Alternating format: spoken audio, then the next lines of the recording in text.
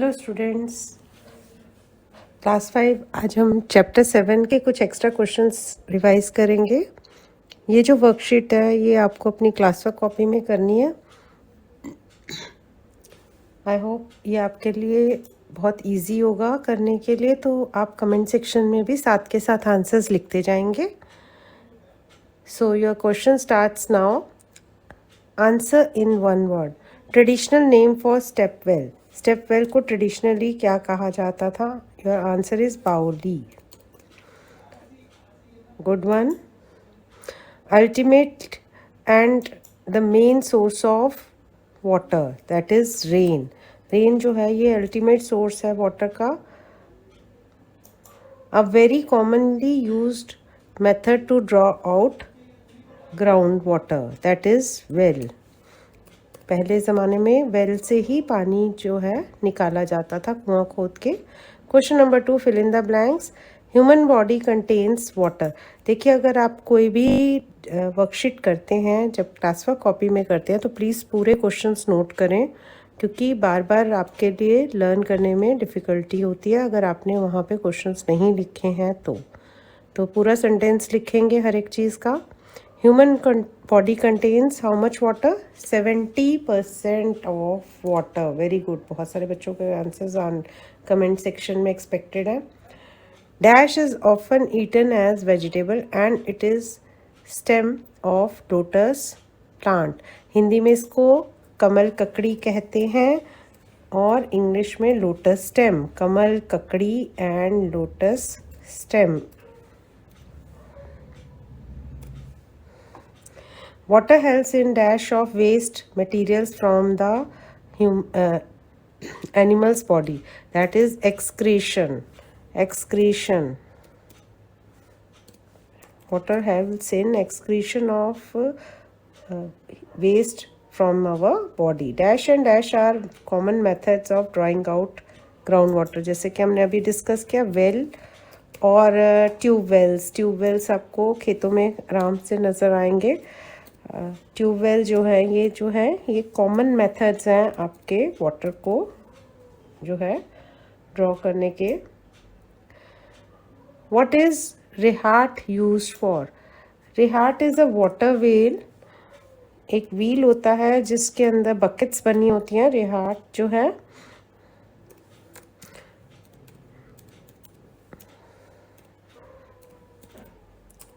Which is used for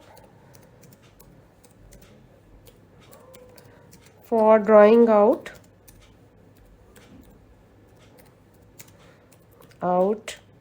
water for irrigation, groundwater for irrigation. It is used for drawing out groundwater for irrigation. So note down these definitions. These are some important questions.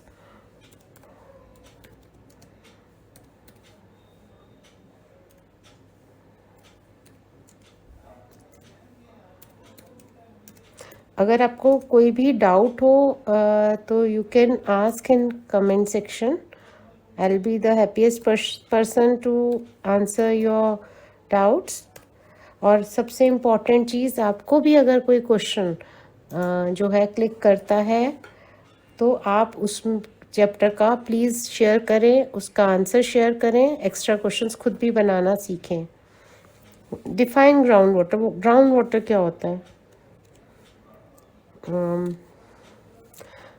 groundwater is the water trapped inside the underground rocks.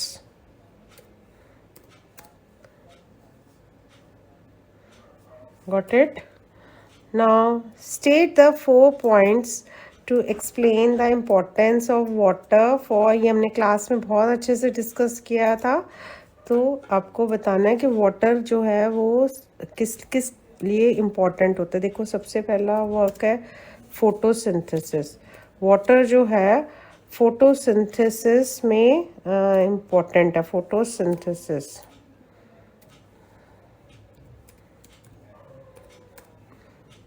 Okay, there is a spelling mistake in synthesis. देखिए अपने spellings के ऊपर बहुत focus करिए।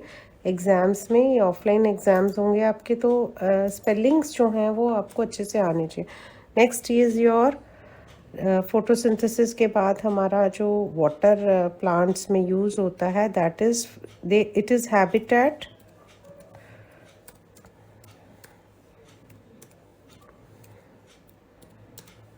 For many plant. बहुत सारे plants के लिए ये हैबिटेट है उनका, प्लांट्स उसी में होते हैं, एक्वेटिक प्लांट्स जितने भी आपके, लोटस, वाटर लिली। उसके बाद जितना न्यूट्रिशन जो है उसको एब्जॉर्ब करने के लिए और उसको ट्रांसपोर्ट करने के लिए भी वाटर जो है रिक्वायर्ड होता है टू ट्रांसपोर्ट न्यूट्रिएंट्स। उसके बाद नेक्स्ट आपका हो गया जर्मिनेशन। कोई भी सीड जो है वो तब तक स्प्राउट नहीं होगी जब तक उसे प्रॉपर वाटर नहीं मिलेगा। वाटर के साथ एयर भी रिक्वायर्ड होती है, but water is most important. Water helps in digestion of food in animals. Water जो है एनिमल्स में फूड को डाइजेस्ट करने में हेल्प करता है। वो कैसे? वाटर जो है आपके जितने भी न्यूट्रिएंट्स होते हैं उनको एब्जॉर्ब करता है। और वो न्यूट्रिएंट्स जो हैं पानी में डिज़ोल्व हो जाते हैं और आपके जो है बॉडी में फिर एब्जॉर्ब हो जाते हैं। मैं इसको लिख रही हूँ, आप अपना कॉपी कर लीजिए। The nutrients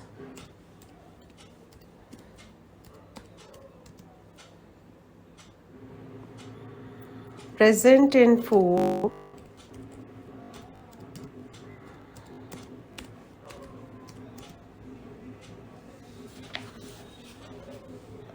get dissolved in water. This helps our body, आप मेरी स्पीड के साथ भी लिख सकते हैं, to absorb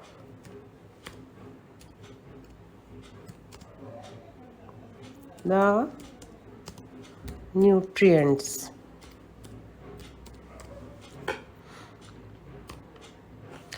unscramble the following words. Next question है आपका, इनको आपने जंबल करके दिए हुए हैं आपको वर्ड्स, आपको इनको अनस्क्रैम्बल करना है। First word is aquatic. Aquatic. Second word is amphibious.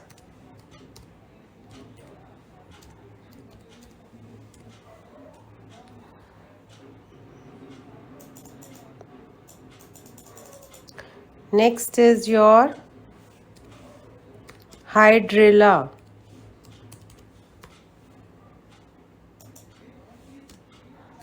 Lettuce. Next is your photosynthesis.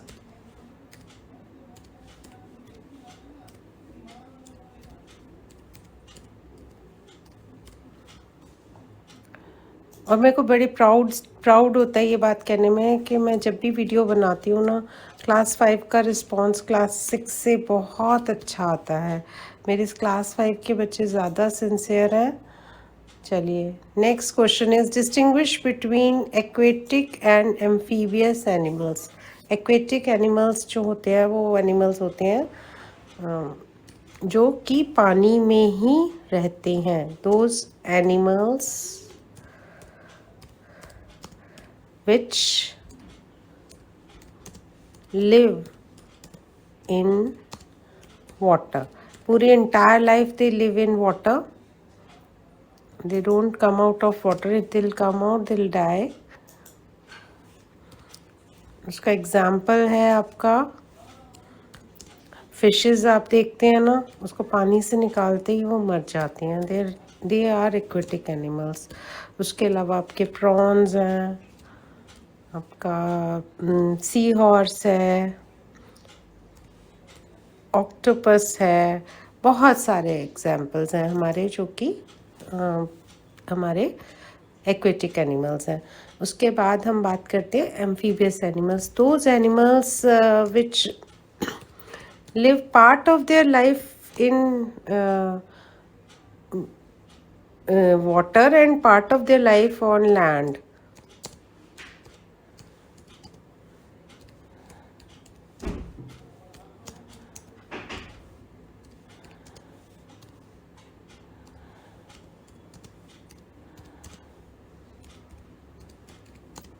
And part of their life in on land. Such animals are called amphibious animals.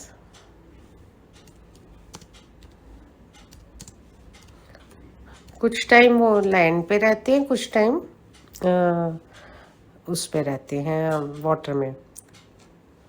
Those animals which live part of their life in water and part of their life on land are known as amphibious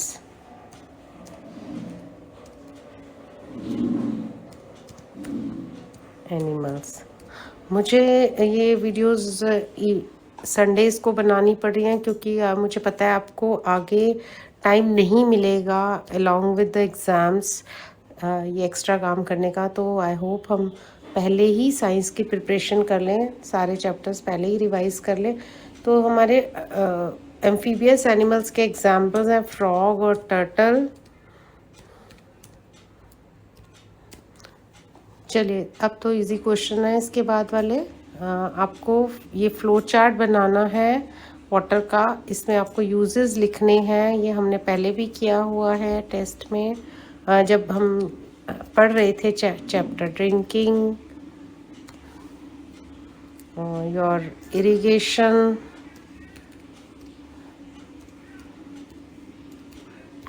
domestic uses के साथ साथ हम थोड़े से commercial uses भी लिखेंगे जिससे कि हमें दोनों तरह के यूजेस के बारे में पता हो. Transportation, dyeing very good. Dyeing जो है उसमें भी पानी की ज़रूरत होती है. जनरेटिंग इलेक्ट्रिसिटी, नीचे आंसर्स आ रहे हैं. Generating electricity.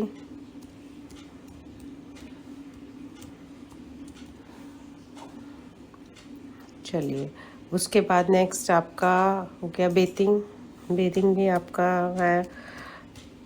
so many answers you can write in this flow chart. Variety of answers they can come. Yes, now you have to identify these aquatic plants.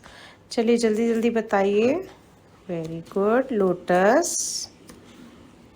This one is your, look into the picture, duckweed.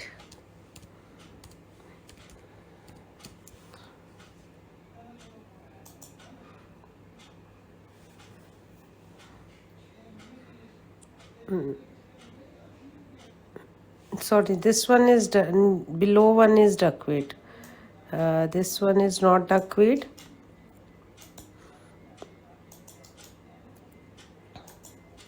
This one is hydrilla.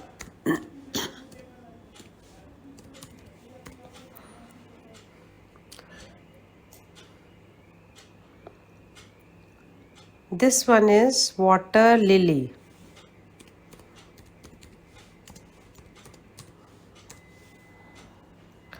And last one is your lettuce, water lettuce.